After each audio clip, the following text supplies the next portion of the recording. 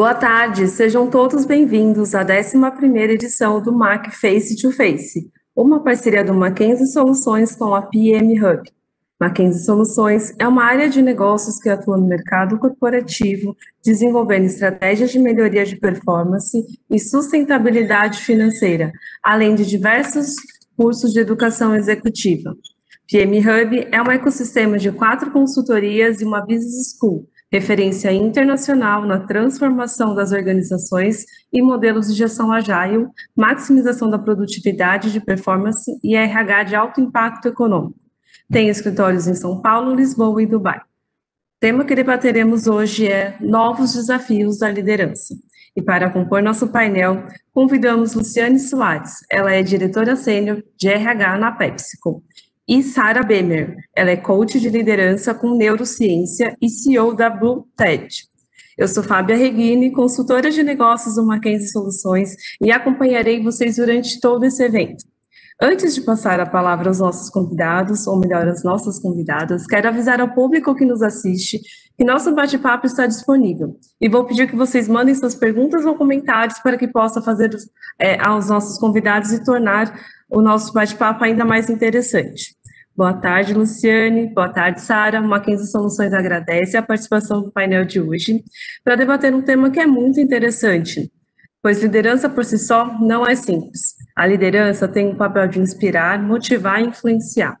Sara, com sua vasta experiência como coach de liderança, quais foram as principais mudanças no papel da liderança de 20 anos para agora?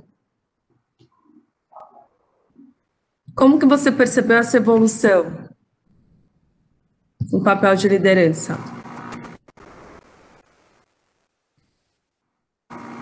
Você está com o mundo. Deu certo agora. Boa tarde a todos, um grande prazer estar com vocês. E como a Fábia bem disse, o papel de liderança é um papel em evolução desde que o líder é líder, né?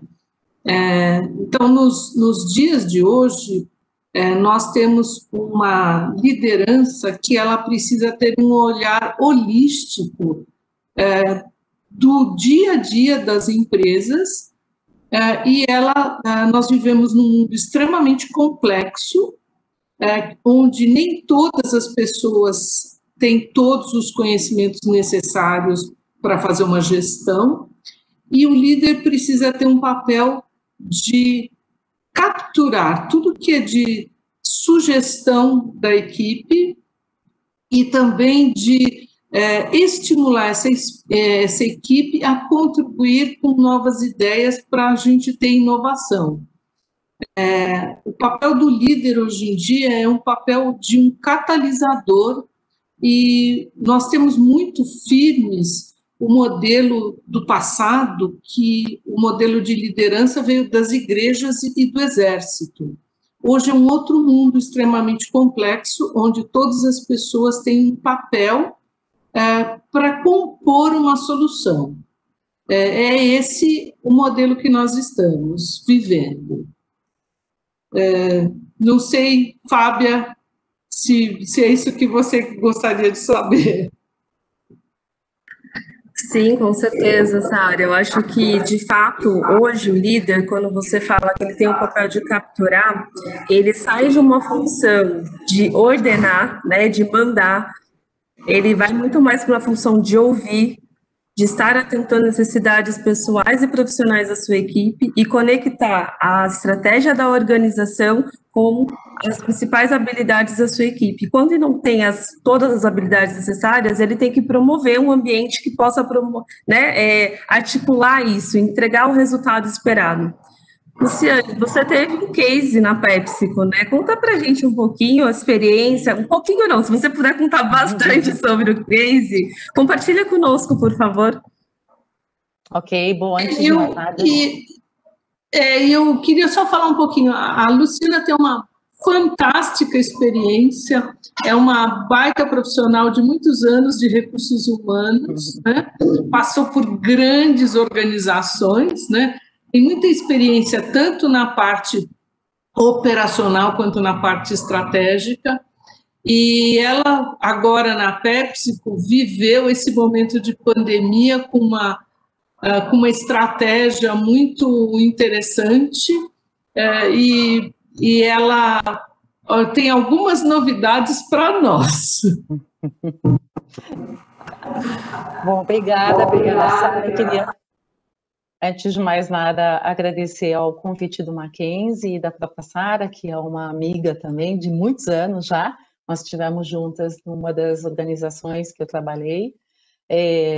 Então, estou bastante feliz de estar aqui. Queria agradecer também à audiência, né, por compartilhar o tempo conosco para discutir um case.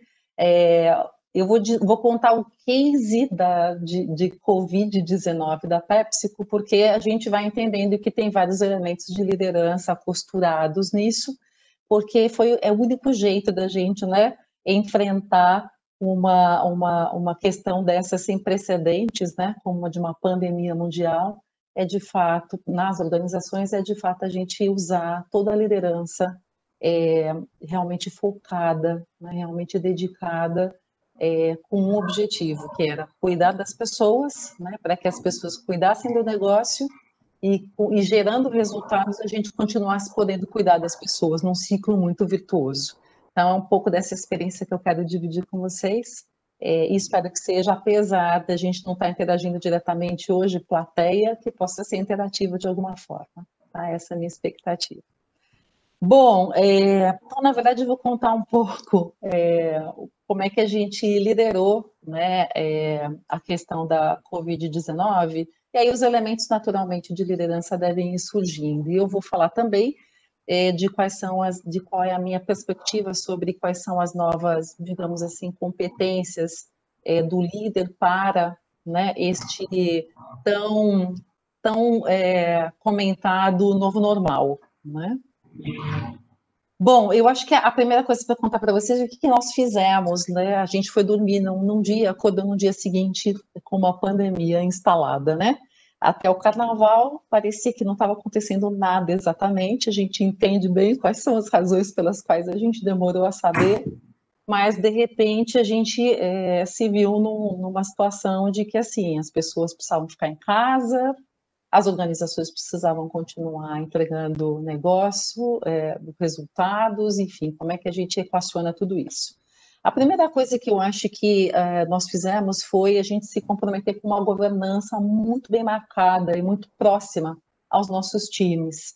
E quando eu falo os nossos times, não só os times nossos diretos, mas eu falo até o nosso frontline, enfim, até a pessoa, assim, a última pessoa da organização e a pessoa que normalmente está cara a cara com o cliente, está nas ruas, no caso de vendas, está nas plantas, no caso de operações, etc. Então, e a gente fez isso muito rapidamente, né, acionando um comitê diário de gestão de crise, de continuidade de negócio, formado pelo comitê executivo, ou seja, os executivos sêniores da organização, e um core time, né, formado por diretores de diversas áreas. Então, ele tinha um caráter assim multidisciplinar para que a gente pudesse realmente fazer um overlap aí de contribuição e de conhecimentos. A gente tinha 4 comitês instalados que se reuniam diariamente às 8 horas da manhã, para deixar bem claro que essa era a nossa prioridade e era a primeira coisa que a gente tinha que fazer, era entender o que estava acontecendo naquele dia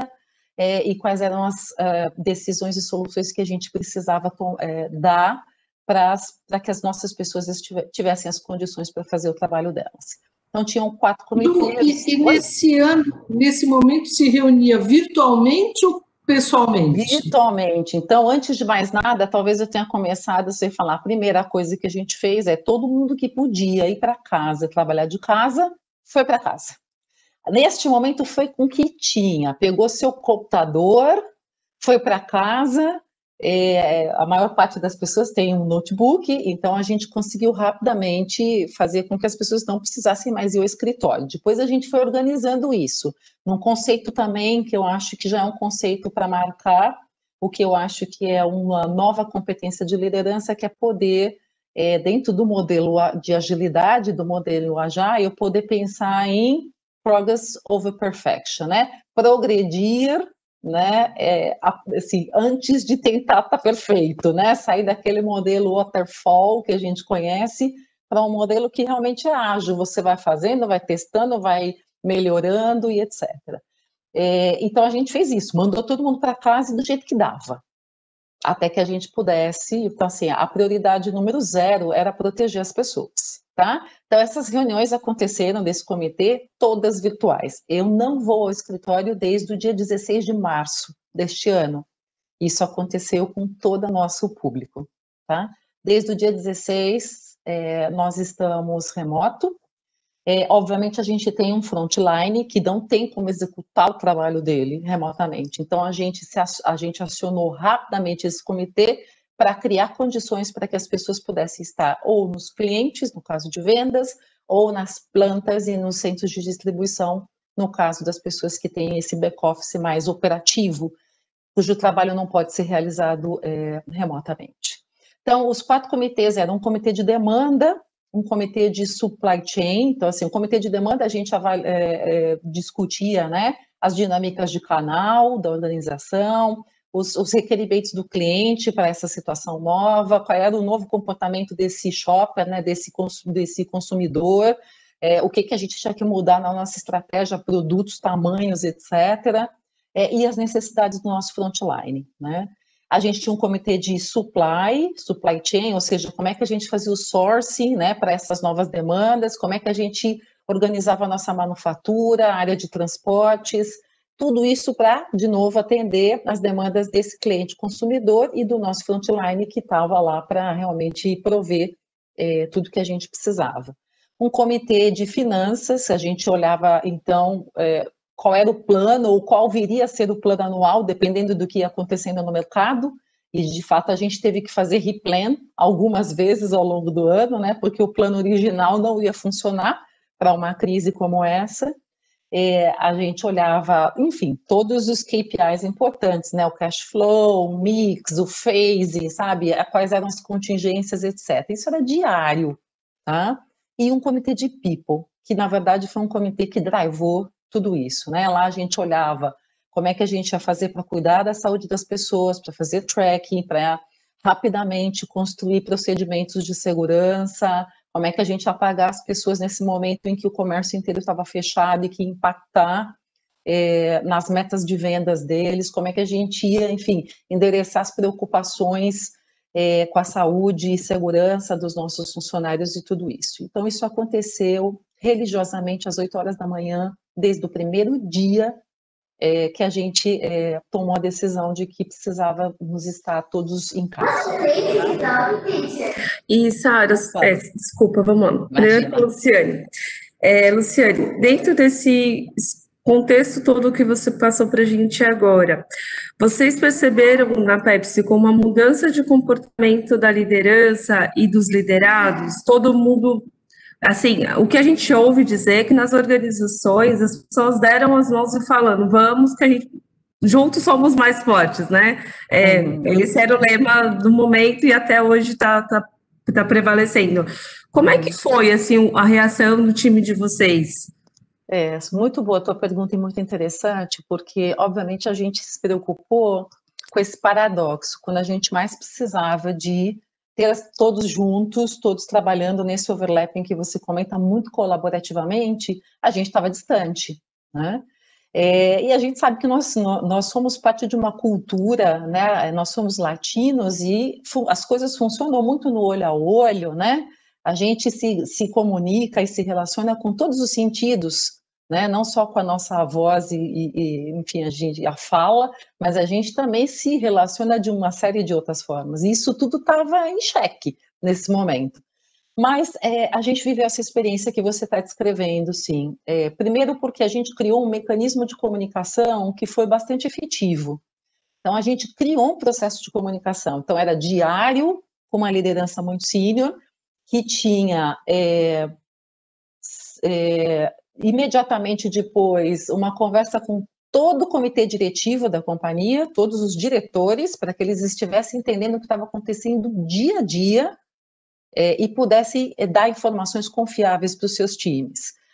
A área de comunicação fez um trabalho incrível, nós tínhamos uma comunicação diária com o nosso frontline via WhatsApp, e a gente mandava GIFs, a gente fazia nuvens de sentimentos para entender o que estava acontecendo e quais eram as necessidades. Então, esse processo de comunicação de duas vias aconteceu todo o tempo. E isso facilitou e engajou muito as pessoas, né? Muito. Rápido, assim, muito rápido a gente tinha um protocolo de procedimentos muito claros, né? Um kit para ser entregue para eles, álcool gel, máscara, enfim, todas as companhias fizeram isso, isso era o mínimo, na verdade, mas a gente fez isso e comunicou muito isso, né? Como usa, como não usa, com uma linguagem muito adequada para cada público, como isso podia te proteger, né? Como é que nós estávamos preparando ou modificando nossas instalações para dar segurança que as pessoas para estarem trabalhando de forma realmente sem se preocupar com mais este adicional, né? Puxa, será que eu vou estar doente quando eu chegar aqui no centro de distribuição e etc. Então, assim, estas coisas, pacotes foram criados e vastamente comunicados. E essa dinâmica de estar muito mais em contato com a liderança, porque a gente sempre teve comunicações, mas era aquele town hall mensal para falar de resultados, né? Aquelas reuniões de quarter para olhar projetos e tal. A gente começou em bases semanais e, dependendo da semana, em bases diárias, falar com a liderança. E era a liderança sênior, o top management da companhia, se comunicando diretamente, com diretores que se comunicavam diretamente com seus níveis imediatamente abaixo, até a gente chegar no nosso frontline. Então, eu acho que isso também foi um diferencial que conectou as pessoas, a gente viu fortíssimo engajamento. Nosso modelo de tomada de decisões, a gente podia levar meses para tomar decisões sobre uma política nova e a gente fazia isso em dias, em semanas, em horas. E eu acho que, com o passar dos meses, a gente chegou a fazer a gente fez pesquisas de pulso a cada 2 meses para entender se as coisas estavam indo bem, se a gente estava no caminho certo. Eu falo com toda a população, porque com a liderança continuava sendo semanal. Então, eles retroalimentavam a liderança sênior o tempo inteiro. Com base vale a pena dizer que vocês têm... E vale a pena dizer que vocês estavam num contingente de 13 mil funcionários, né? Exatamente, 13 mil pessoas, sendo que mais de 90% dessas pessoas estão nas plantas ou nas ruas, né? Nosso back-office é a minoria disso. Então, assim, a gente é uma companhia de fato de execução. Então, as pessoas estão nos pontos de vendas, né? Elas estão nas ruas ou elas estão nas plantas e nos centros de distribuição, garantindo que o nosso cliente estivesse abastecido. Algo que fez muita diferença para nós é que nós criamos uma visão para conectar as pessoas, eu vou chamar de uma visão. E era tão simples quanto, assim, o brasileiro e as pessoas no mundo inteiro estavam correndo aos supermercados, estavam com medo de que faltasse, né, alimentos, de que faltassem remédios, etc, etc. E a gente engajou nessa turma porque a gente realmente acredita que nós tínhamos um papel importante nesse momento, que era um papel social, de garantir o abastecimento das lojas para que o nosso consumidor encontrasse produtos. A PepsiCo tem uma gama, um portfólio muito amplo de produtos. Uma parte deles são produtos realmente ligados à nutrição. A gente tem um portfólio de food, não é só o portfólio que as pessoas conhecem mais facilmente de snacks, que ainda assim teve seu papel muito importante ao longo da pandemia, né? Como uma comida conforto, as pessoas estavam em casa, elas queriam ter fun, né? Com a família, queriam se divertir. E a gente criou esse engajamento, assim, nós precisamos estar na rua e nós precisamos estar bem para poder abastecer o mercado, porque nós somos uma indústria de alimentos, né? E bebidas. E esse era um setor que foi considerado desde sempre, desde o começo da pandemia, como um dos setores realmente importantes, né, da gente dar esse sentimento de que a população estava protegida. E se engajou muito, e a gente criou um senso realmente de time muito diferenciado. e que uma das coisas que em uma das pesquisas de pulso, as pessoas disseram que a gente não pode perder, né? Isso foi algo que a pandemia trouxe e que precisa perseverar, né? Precisa fazer parte do nosso cotidiano, porque assim nós começamos a trabalhar muito mais por times, né? Os famosos times disciplinares do que por funções. Acho que essa foi uma grande mudança que aconteceu. Não dava tempo da gente ficar mais nos nossos silos, né? Tentando resolver coisas que tinham pessoas muito mais capacitadas. Então a gente se juntava, né, nos famosos times, a gente discutia o problema, tomava uma decisão e depois cada um saía para executar dentro da sua especialidade.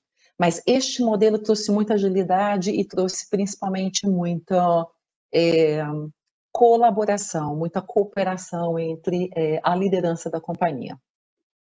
Lu, eu posso continuar contando, mas vai fazendo pergunta. Deixa eu te perguntar uma coisa. Uma das competências que a gente fala que são fundamentais para os profissionais do futuro é a curiosidade. Uhum. Porque a curiosidade leva ao aprendizado e a novos olhares sobre as coisas. Como você vê essa competência aparecendo nesse momento? Sara, eu diria que ela foi obrigatória, né? Porque nenhum de nós tinha vivido antes uma situação de pandemia, né?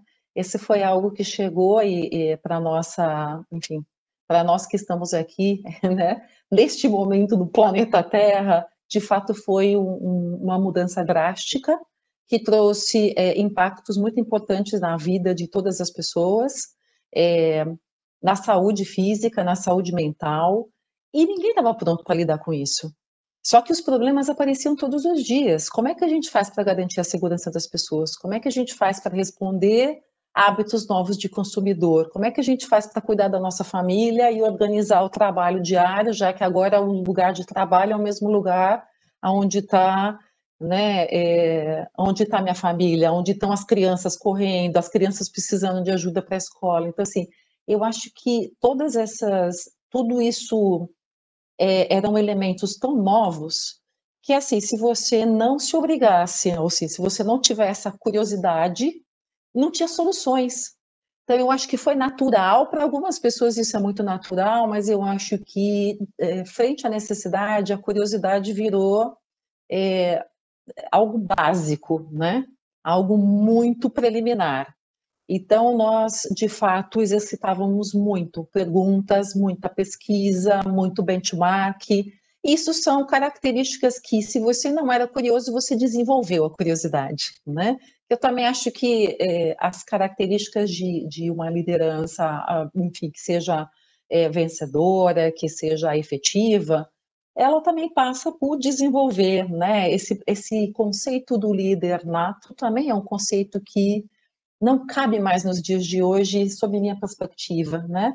Eu acho que o conceito de Learning Agility traz para a gente essa questão, né, de que se a gente pode sim desenvolver, né? Isso depende de um investimento nosso, de tempo para desenvolver capabilities novos, né? Experiências novas. Mas a curiosidade era elemento-chave, Sara. Então, assim, ela esteve presente porque a gente tinha que ter soluções. As soluções não eram para daqui a uma semana, nem um mês, e muito menos para um quarter. As soluções eram para de hoje para amanhã, porque tinham vidas envolvidas nisso, né? Você estava falando da casa, vocês se preocuparam alguma coisa com ergonomia das pessoas em casa? Sim, cada coisa a seu tempo, né? Então, assim, as primeiras coisas foram mandar as pessoas para casa, mandamos do jeito que dava para mandar. Aí a gente foi ver, tinham funções que não tinham notebook, elas trabalhavam no escritório, nunca faziam home office, então elas trabalhavam com desktop. Então aí chegou uma fase de, bom, aí a gente começou a mandar o desktop para casa. Então nós mandamos desktop, depois nós mandamos cadeiras, E quando a gente já estava mais organizado, que a gente já tinha contido, já tinha protocolos muito claros de rastreamento, né, de casos positivos, enfim, a parte de saúde estava mais endereçada, a gente começou também a criar como é que se preocupar com o next step, que é como é que a gente mantém todo mundo conectado. Então, a gente criou um kit, que virou agora nosso kit de onboarding, tá? Onde a gente entrega, as pessoas receberam em casa, na casa delas, em todo o Brasil inteiro, porque a gente está presente em todo o Brasil, um kit home office que tinha um caderno, um kit de ergonomia, que tinha stickers para você colocar no seu computador, na sua escrivaninha, para você lembrar de onde você pertence. Você está na sua casa, mas você pertence a uma comunidade, que é a comunidade PepsiCo, né? Que reforçavam nossos valores, nossos princípios, né? A nossa missão, a nossa visão. Então, a gente mandou essas coisas bonitas, coloridas, e tal, com as nossas marcas, nós mandamos produtos que na época a gente estava lançando para o consumidor, e tudo isso para a gente começar a trabalhar, saindo da base da pirâmide, que era cuidar da saúde, a gente também começar a cuidar de se manter conectado. A nossa companhia é uma companhia muito relacional, né, e a gente entende a força e o poder da gente estar conectado, e a gente então criou também um kit home office para as pessoas curtirem, né, mesmo estando em casa, lembrarem um pouco como era o nosso ambiente, quais eram, enfim, a nossa linguagem, né, do escritório. A gente mandou para a casa delas uma parte disso, para elas fazerem também no home office delas. Então, isso foi uma medida interessante. E por tudo que você está contando, muito interessante, vocês fizeram um alinhamento da estratégia com as pessoas, um plano de comunicação muito bem feito, pelo que você está contando, para garantir que todo mundo estivesse entendendo o que estava acontecendo, e uma operação de monitoramento diário, como se fosse um projeto, né? Exato. Como se fosse uma gestão de projeto, né? Eu não quis falar guerra, né? A guerra do bem, nesse caso. A guerra do bem. Exato. Inclusive, não é curiosidade, né, Sara? É instinto de sobrevivência naquele momento. Ou você vai, tipo, né? Mas você sabe que eu estou trazendo isso porque todas as pessoas têm um modelo mental. E esse modelo, às vezes, aprisiona as pessoas. E o que faz alguém sair dessa prisão, desse modelo mental, é a curiosidade. Porque aí ela vai tendo outros olhares. E num grupo como eles estão, de 13 mil pessoas, tem pessoas que, por natureza, são mais abertas a novidades, a novos olhares, e tem pessoas mais fechadas. E nesse movimento, um vai puxando o outro, né? Se você pegar a curva de gestão de mudança, né? Que às vezes um fica para trás e outros vão puxando com esse processo que eles montaram, que brilhantemente funcionou, né?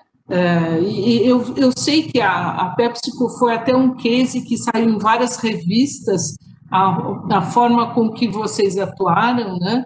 Está sendo reconhecido pelo mercado esse trabalho que vocês fizeram, esse belíssimo trabalho no mercado, né? Então, é por isso que eu estou curiosa. E aí eu também estou curiosa, assim, e agora? Porque, pelo que se sabe, ninguém tem clareza, de fato, quando teremos uma solução para esta pandemia, né? Estão em estudos, mas não tem nada sólido ainda. Há quem diga que nós vamos ter uma normalidade só em 2022, né? Então, o que a gente achou que ia passar rápido, né? Eu mesma, quando vi o começo dessa pandemia, eu achei que fosse como a gripe aviária, que aconteceram lá na Ásia, mas não chegou para nós, né? E essa veio firme. Mas eu queria saber como vocês estão se organizando e quais as competências que estão fortes que vocês estão propagando para a continuidade da operação. Perfeito. Eu queria te pedir só ainda alguns minutos para eu fechar algumas coisas que foram importantes, até para conectar com como a gente está. Que ótimo que você tem mais coisa para contar. A gente criou, logo no começo disso, passada a crise mais aguda, um processo de BI. A gente criou um sistema de gestão de todos os aprendizados e informação que a gente tinha sobre os procedimentos que a gente implementou, as decisões que a gente tomou, o feedback das pessoas sobre como elas estavam lá na ponta recebendo, tudo isso. Então, isso gerou uma base que tem a ver com aquilo que a gente falou de aprendizagem contínua, que hoje a gente revisita e aí a gente consegue também predizer o que faria sentido no futuro. A gente não tem o plano do futuro pronto, né? Mas a gente tem alguns mecanismos já em andamento que eu vou descrever para vocês. Eu acho que essa também foi uma coisa muito legal. Esse Power BI, a gente tinha real time, tudo o que estava acontecendo, todos os dias em relação ao negócio e especialmente à gestão das pessoas, né? Afastamentos, se a pessoa tinha sintoma ou não, a gente desenvolveu aplicativos para elas dizerem para a gente se estavam com sintomas e a gente poder afastá-las para uma quarentena segura e etc. E a gente também planejar a reposição. Foi uma das companhias que logo no começo abriu 500 posições. Antes da gente saber o que ia acontecer, a gente queria garantir que o nosso consumidor teria as lojas abastecidas. A gente abriu quando todo mundo estava com medo de mandar as pessoas embora. Então, acho que, aproveitando essa oportunidade, é uma coisa que me deu muito orgulho, e esse orgulho fez com que a gente, de fato, continuasse muito firme aí nos propósitos de... E aí, depois disso, né? A gente não está ainda na fase do novo normal, né? Na verdade, a gente está vivendo já um novo normal, né? E que eu acho que, assim, tem dois momentos. Teve um novo normal, e que vai perdurar até a chegada de uma vacina, de fato, e depois tem um outro novo normal que a gente nem conhece ainda, porque de fato a gente vai poder testar quantas dessas mudanças de hábito, de escala de valores que todos nós vivemos com o advento da pandemia, estamos vivendo, quanto disso permanece, quanto disso a gente volta também para uma zona de conforto, né? Ou a gente reinventa uma outra coisa. Então, o que a gente fez para dar conta disso? Nós criamos um comitê, primeiro importante, no global da PepsiCo, lá em Nova York, tem um grupo trabalhando no que a gente chama de New Reality, né, nessa nova realidade, para ter um frame que garanta que a PepsiCo vai ser a PepsiCo durante e depois da pandemia, em qualquer operação nossa no mundo inteiro. Mas, obviamente, localmente, a gente também precisava se organizar para ir preparando. A primeira providência que a gente tomou foi preparar já os nossos escritórios, que estão fechados desde março, mas a gente preparou eles para um possível retorno, que não tem data para acontecer, tem critérios para acontecer, mas não data, e os critérios são pautados em realmente segurança e saúde. Então, os escritórios estão preparados, eles têm, enfim, a gente fez tudo, né, o que é exigido, então, assim, a gente revisitou as instalações para ter distanciamento social, para ter todos os protocolos de higiene, para ter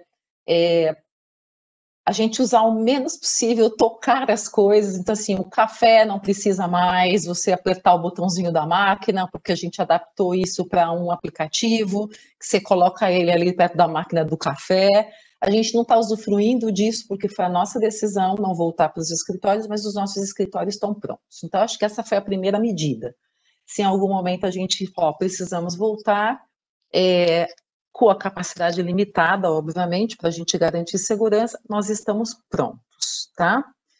Tudo está cuidado para receber as pessoas com segurança.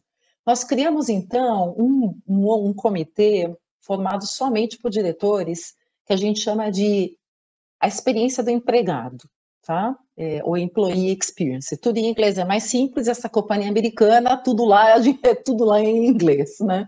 Então, a gente criou o Employee Experience, que é um time que se dedica semanalmente, eu faço parte desse time, para pensar em como é que vai ser o futuro do trabalho. Nós estamos divididos em 4 subgrupos. Um é de conexão e confiança. Como é que a gente vai destrinchar esse dilema de construir confiança no ambiente virtual, né? Lembrando que a gente precisa usar todos os sentidos, né, para se relacionar, só que isso não é mais uma realidade. O trabalho remoto, que vinha vindo devagarzinho, eu acho que aí ele acelerou de vez, e para a gente é um caminho sem volta. A PepsiCo, inclusive, vocês devem ter visto, se não viram, eu recomendo dar uma olhadinha lá no LinkedIn, bastante gente publicou. Nós lançamos, no meio da pandemia, uma política de flexibilidade bastante bold, né? Bastante bold. De fato, você escolhe da onde você quer trabalhar, em que horário você quer trabalhar, enfim, é muito flexível, né? Para que realmente as pessoas possam se adaptar a essa nova realidade de também filhos em casa, né? Pessoas mudaram para o interior e talvez elas queiram ficar lá, então a gente criou uma política que as pessoas possam entregar o grande valor que elas vêm entregando até aqui, Isso sem que eu ia precisar ter comentar. 4 paredes Sim. determinadas e tal. Não tem mais isso na PepsiCo, é uma política que vale a Percebeu-se pena que é possível fazer conhecer. gestão e entregar resultados mesmo estando trabalhando em casa. Exatamente. E isso foi, eu acho que um dos principais paradigmas quebrados com a pandemia. É perfeito, Fábio. Então, esse time, esse subtime desse Employee Experience, que é um core time, ele se dedica a discutir o paradoxo de construir confiança no ambiente virtual, tá? Tem um outro time que está estudando o que a gente vai entregar de tecnologia para tornar o trabalho ainda mais ágil e muito mais confortável, enfim, que a gente possa realmente fazer tudo em bases digitais, tá?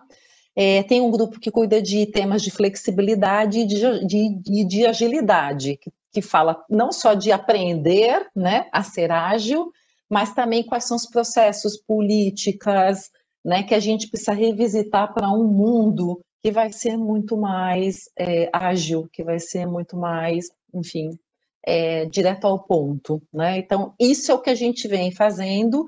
Nosso papel é desenhar soluções e customizar também com aquelas que vão vir do global. A gente faz a famosa tropicalização, a gente vai ter um frame, lógico, que a PepsiCo, como eu disse, a gente precisa garantir essa identidade globalmente, mas localmente a gente também está desenvolvendo soluções para o que a gente chama de futuro. Nosso escritório provavelmente deve ser um lugar muito mais para celebrações, para criatividade, para cooperação, e menos para fazer o que a gente fazia, ler e-mail, né, reuniões, coisas que são muito mais produtivas.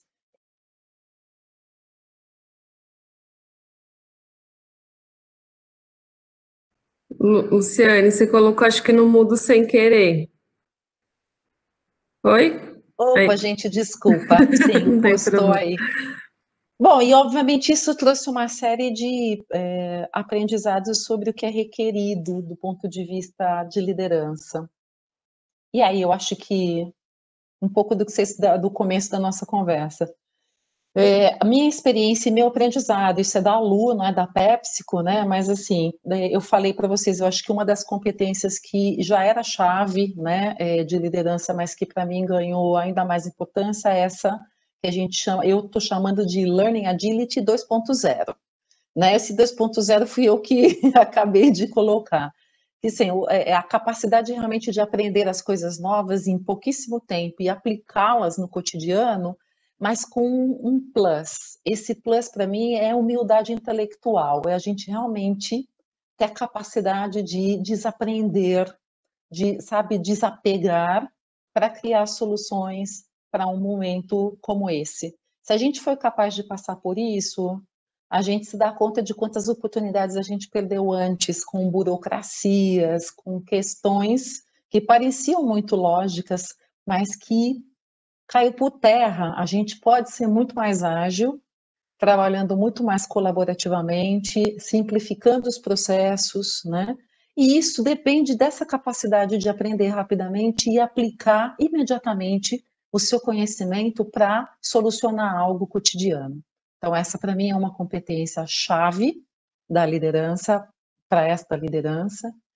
Para mim, uma outra é criar um ambiente de segurança psicológica, uma coisa muito pouco falada nas organizações, mas que eu acho muito relevante, que é criar esse espaço de aprender com os erros e poder falar com muita tranquilidade dos erros inéditos, né? Não daqueles erros persistentes, porque aí já é outra aplicação, né?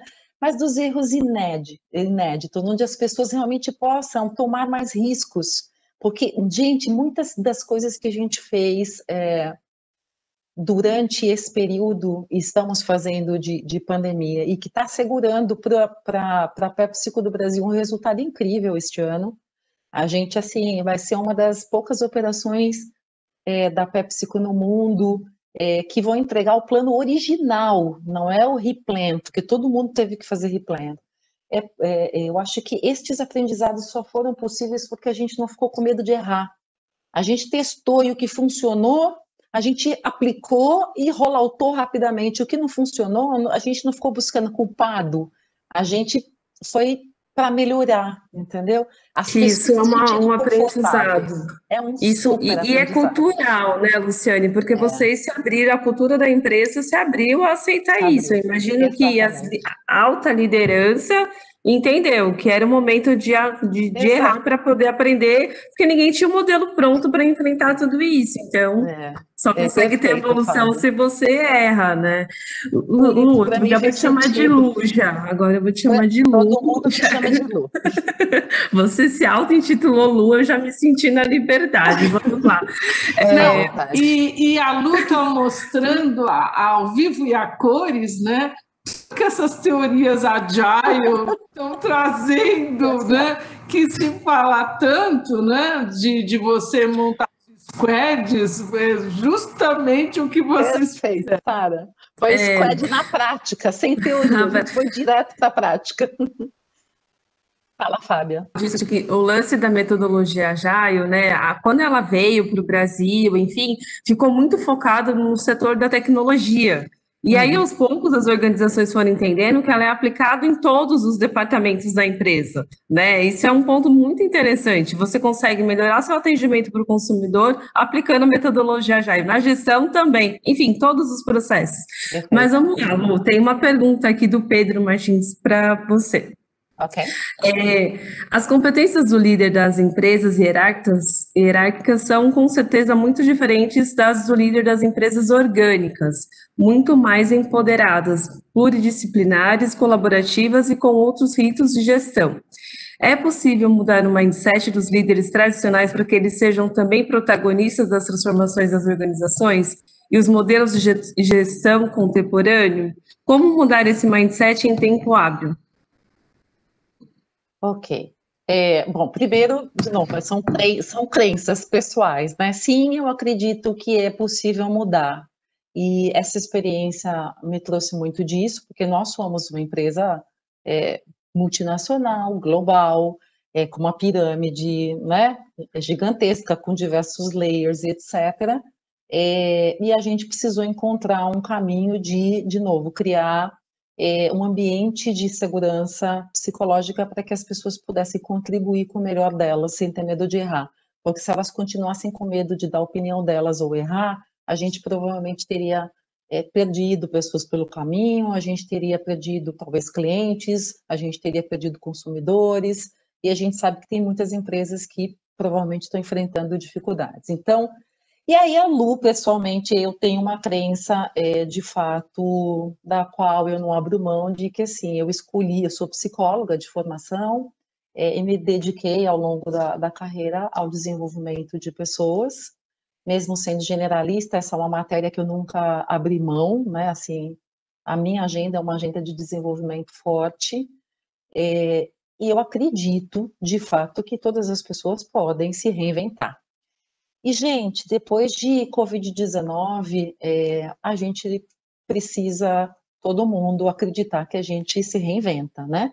Nós reinventamos a vida familiar, a gente não se reinventou só nas organizações, a gente se reinventou como a gente se conecta com amigos, como a gente cuida da nossa saúde, como a gente repensa o balanço, né, de vida-trabalho, o que a gente valoriza, a escala de valores, e para mim essa foi uma das mudanças mais importantes para um líder, é que assim, se teve uma grande mudança que aconteceu para nós líderes, é que as pessoas mudaram a escala de valor, e é exigido hoje que a gente realmente conheça profundamente nosso time, entenda o que significa valor para cada um deles, porque vai ser a única forma da gente conseguir se conectar com eles e, de fato, obter o melhor que as pessoas podem dar. Porque, assim, as pessoas hoje, elas, como valor em geral, né, em geral, família tomou um espaço diferente de importância, estar em casa é algo que faz muita diferença, se cuidar, cuidar do outro, né? São experiências novas que exigem realmente que a gente se conecte. Eu tenho no meu time diferentes perfis de pessoas, né? Então eu tenho single mães. Como é que eu preciso ser flexível o suficiente e conhecer essas necessidades, ou a gente não vai conseguir mais entregar como entregava, né, antes, porque tudo isso tem que ser adaptado. Então, eu acho que é possível. Infelizmente, a gente tem bastante ciência, pesquisa, mas a gente precisou de uma crise. Eu espero que a gente não tenha que passar por outras tantas. Mas eu estou naquela pegada do Einstein, acho que ajuda a fazer transformações rápidas quando a gente tem uma crise. A crise não precisa ser vista como algo ruim, né? Assim, tem um trecho, enfim, do Einstein que fala disso, de algumas, enfim, alguns artigos, não, né? Alguns textos mesmo escritos por ele, onde ele fala, sempre que ele fala de crise, ele fala de uma oportunidade onde essas melhores invenções, as melhores coisas surgiram no momento de crise, né? E quem supera uma crise supera a si mesmo. E eu, de fato, acredito que a mudança é possível. Eu acho que esses modelos, assim, o próprio modelo Agile, ele é uma alavanca importante que vai nos ajudar muito a criar, né, essa transformação de forma mais sustentável. Mas eu acho que a gente pode criar nossa crise interna do bem para a gente acelerar processos de mudança também, né? Obviamente não aqueles que prejudiquem as pessoas.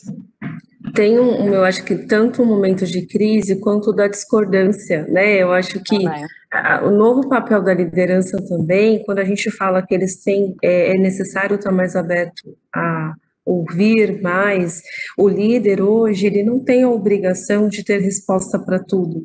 A habilidade que ele precisa ter é de ouvir o seu time para fazer com que o que todo mundo está colocando gere uma solução e o resultado da empresa.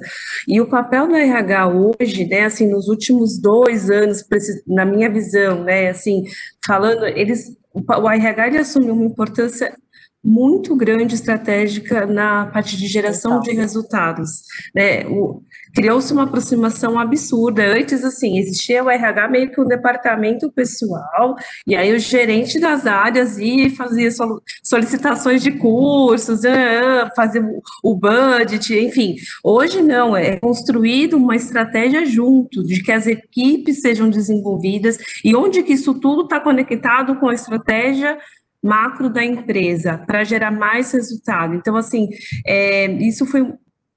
Talvez isso também tenha sido um movimento que foi acelerado pela pandemia, né? Porque, assim, durante a pandemia, o RH foi um dos protagonistas, porque ele virou o centro de fazer toda essa gestão dentro das organizações, né? Então, assim, vocês tiveram um papel, todos os dias, nós tivemos aqui outros painéis sobre liderança, sobre gestão, e todos são muito fortes em dizer que, assim, houve, de fato, uma aproximação com os líderes e liderados, e o que é mais legal, assim, que, na minha visão, Se o líder não se atualiza e se ele se acha o dono da razão, esse sim, ele está fora de fato, não é só o colaborador, não é só o liderado. Porque assim, amigo, se você não está aberto a ouvir, se seu time tem muito a contribuir, não dá para continuar em nenhum lugar hoje, né? Então, assim, a criação com os filhos muda também, porque a nova geração, você percebe que não é mais faz porque eu estou mandando. Você tem que entender por que que a criança está falando aquilo, né? Para entender e aí trabalhar em conjunto. E a mesma coisa você leva isso para a realidade no mundo corporativo, na verdade, nas organizações. É uma analogia assim que parece não tem a ver, mas tem, né? E você vai vendo por que que a mulher começa a ocupar mais espaço no mercado de trabalho, porque essa habilidade dela, né, daí vocês que têm mais know-how para discutir isso, mas assim, ao meu ver, ela começa a ter uma habilidade muito mais aderente à necessidade por essas capacidades que ela tem de fazer gestão de multitarefas ao mesmo tempo, de conciliar. E de conciliar. E a questão, assim, quando a gente fala que a crise promove a evolução, você ter um time multidisciplinar com pessoas que estudaram em faculdades classe A, classe D, né? Tipo, você começa a ver que todo mundo pode contribuir. Isso que é muito legal. Antes existia um preconceito enorme de várias formas, né? Se tem organização que só contratava gente de faculdade de primeira linha, alguma coisa assim. Hoje você tem organização que contrata sem ter faculdade, sem ter graduação. Então, houve muita mudança, assim, e é muito incrível quando você para estudar essa evolução do comportamento humano em diversas áreas. Mas o nosso encontro está chegando ao fim. Luciane, Sara, foi um prazeraço ficar aqui com vocês nessa última hora. De verdade, parabéns pelo seu trabalho, Luciane. Sara, muito obrigada pela sua participação. E antes da gente finalizar, Sara e Lu, eu gostaria que vocês deixassem uma consideração final. Sara, na sua linha de atuação mesmo, dentro do campo da neurociência, o que isso pode contribuir com a gestão atual, né? E a Luciane, enfim, de tudo que a gente conversou agora, o que você deixaria como consideração final para o nosso público? Vamos começar pela Sara? Bom, o tema neurociência eu gastaria pelo menos 10 horas falando, mas eu acho que o conceito mais importante é que o cérebro tem uma habilidade de aprendizado muito maior do que alguém pode imaginar. A gente hoje se fala numa neuroplasticidade, então não há limite de armazenamento de informação. Quanto mais você tem experiência. Opa! Tá muda. Quanto mais você lê, quanto mais você vivencia coisas, você vai tendo novos aprendizados. Então, no campo da neurociência, mesmo que uma pessoa não seja um líder nato, ele pode aprender a ser um líder e pode aprender a ser o melhor líder do mundo, né? É só uma questão de foco, curiosidade e o que a Lu mesmo disse, de desaprender algumas coisas e aprender coisas novas. Eu preciso falar, fiquei muito feliz de estar com a Lu aqui contando esse case, porque às vezes a gente na academia fala de tantos conceitos e alguém pode olhar e falar assim, será? Né? E no fim, esses conceitos de fato são em função de muitos estudos e eles trazem aquilo que é bom a gente aprender para aplicar no dia a dia. Então, nós vimos uma situação aplicada. Gostaria de pontuar, você falou muito do RH, eu acho que na pandemia o RH foi olhado, visto com outros olhos, porque um posicionamento importante estratégico, ele tem há muitos anos, porque eu digo, se ele não trouxer esses conceitos, essa visão humana, não tem outro departamento para trazer. Eu costumo dizer que marketing cuida da marca, dos produtos, finanças cuida do dinheiro e o RH tem que cuidar de gente, né? Só que nessa pandemia, eu acho que houve um outro olhar, porque as pessoas puderam parar e falar, e agora? Como é que faz? Quem pode nos ajudar? Né? E esse time de RH tem trabalhado muito, muito, muito, incansavelmente. Então, eu só queria te dar os parabéns, Lu, parabéns pelo trabalho e por ter compartilhado com a gente coisas tão bacanas. Obrigada pela sua presença. Obrigada, Sara, obrigada aí, público. Na verdade, esses parabéns é para um grande time, né? Como eu disse para vocês, eu acho que trabalho, já endereçando a mensagem final, o trabalho cooperativo, né, nunca foi tão importante como hoje. E o case que eu tentei contar para vocês, ainda que bem rapidamente e bem high level, foi um trabalho cooperativo incrível. Então, esse não é resultado meu, esse é um resultado de um grande time de líderes que estavam realmente focados em cuidar do negócio, para que o negócio cuidar das pessoas, para que as pessoas cuidassem do negócio e o negócio continuasse cuidando das pessoas. Neste ciclo que eu falei, nesse círculo virtuoso, que para a gente é uma crença muito importante. Então, minha primeira, enfim, mensagem é essa: trabalho colaborativo ganha um espaço realmente muito importante.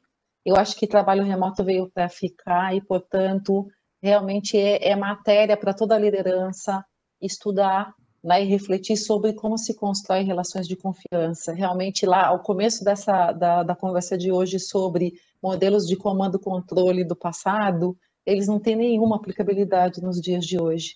Você precisa desapegar, empoderar o seu time, porque eles estão lá na casa deles, você não tem como controlar em que momento. Os processos têm que mudar para a gente entender quando, tem que combinar os prazos e etc. Agora as pessoas vão adaptar isso, a realidade delas, para entregar este trabalho. Então isso requer confiança, requer flexibilidade. E eu acho que a palavra-chave de tudo, de todos os relacionamentos humanos e no profissional não poderia ser diferente, é a empatia, que você mesma trouxe, Fábia. Só que eu acho que a empatia ganhou, para mim, uma conotação muito diferente a partir da Covid-19. A gente sempre fala de empatia como se colocar no sapato do outro, né? Se colocar no lugar do outro. Eu acho que a Covid-19 trouxe a gente para o mesmo lugar. Essa, para mim, foi um grande aprendizado. E a gente também tem que aplicar isso no nosso estilo de liderança. A gente tem que estar no mesmo lugar dos nossos liderados, no mesmo lugar dos nossos pares. Isso, para mim, é um conceito de empatia amadurecido por uma experiência humana super difícil, que tem sido uma pandemia mundial, onde está em xeque a vida da gente e das pessoas que a gente ama. Então, acho que a liderança precisa abraçar o tema de empatia neste nível, para realmente engajar as pessoas, né, para os desafios que vêm pela frente. É isso, gente, foi um prazer estar aqui com vocês. De fato, vocês me avisaram que essa hora passaria rápido, deu saudade. Foi muito bom. Gente, agradeço mais uma vez, Lu, Sara. Então, nosso encontro se encerra por aqui. O vídeo vai ficar disponível no canal do YouTube do Mackenzie Soluções, na página do LinkedIn. Depois também a gente envia para vocês, tá? Por favor. Obrigada pela participação. Obrigada, gente. Beijo, Sucesso. gente. Sucesso para vocês. Obrigada, Tchau, vocês tchau, também. Tchau.